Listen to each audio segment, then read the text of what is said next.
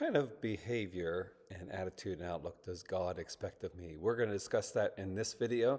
This video is a part of a larger series of videos called The Disciple. If you go to our YouTube channel, Bethel Pittsburgh, and go under playlist, you'll find a playlist called The Disciple. And in there, you'll notice that the titles of the videos will say The Disciple and then a category, and all the videos are arranged in category order. This is in the category of character. What kind of character does God want me to have? And we're following through. We've been in Romans chapter 13. Now we're in Galatians 5, talking about the various acts of the flesh that we're not supposed to be behaving in. And some of the traits that are listed that we're going to cover today, or in this video, relate to each other. There's 5 acts of the flesh that are similar to one another, and that is enmity, strife, rivalries, dissension, and division.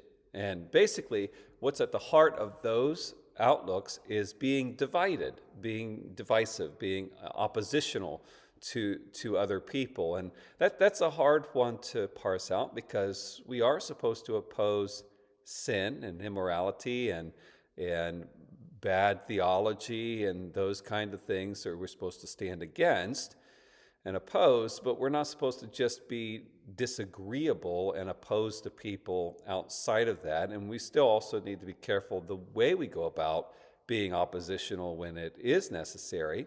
And a statement that Jesus made would fit into this from Matthew 12:25, that every kingdom divided against itself is laid waste, and no city or house divided against itself will stand.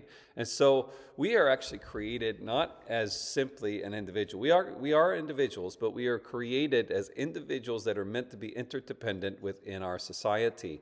And so we are affected by and are affecting the people that are around us, around the world. And we need to make sure that we are agreeable. And again, there's such a hard balancing act to that. So if I see that someone's in theological error, okay, that's one thing. But I need to be able to recognize that the error is their theology. They are not an error.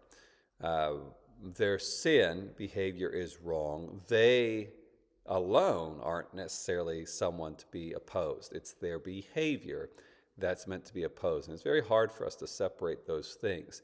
And when I ask myself, because part of the reason why these are flesh issues, and if you study flesh versus spirit, both of them have kind of an impulse or a flow or momentum to them, that if I start thinking enmity towards a person and then developing strife and a sense of dissension, and I start behaving in divisive rivalry type ways, it just builds. It just, before you know it, you can't see anything good about the person, and everything that they say or do you want to oppose, and it creates a horrible condition. And I need to be aware of that's coming from the sinful flesh. It's not of God, and I need to put it aside.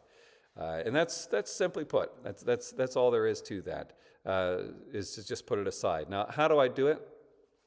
The fruit of the Spirit. The more I'm connected to the Lord, we see that the fruit of the Spirit is what comes next. It counters it. Those who walk by the Spirit. Earlier in the chapter of Galatians 5, we see Jesus talking about that in John 15, that if you abide in me, then you will produce good fruit. So my connection to the Lord is what's key here, but also being aware and thinking about my attitude towards people, and is it fleshly or is it of the Spirit? If you have any questions on that, please leave that in the comments below. I'd be glad to answer them. Or if you would like to grow in your faith in person and you live in the Pittsburgh, Pennsylvania area, we would love for you to join us. We are Bethel Assembly of God at 2501 Staten Street. We meet Wednesdays at 6:30 p.m. and Sundays at 10 a.m. Or if you can't join us in person, you can join us via live streaming. We stream our services live Sundays at 10 a.m. on our YouTube channel, Bethel Pittsburgh. We hope that you will join us at either place, but may God richly bless you.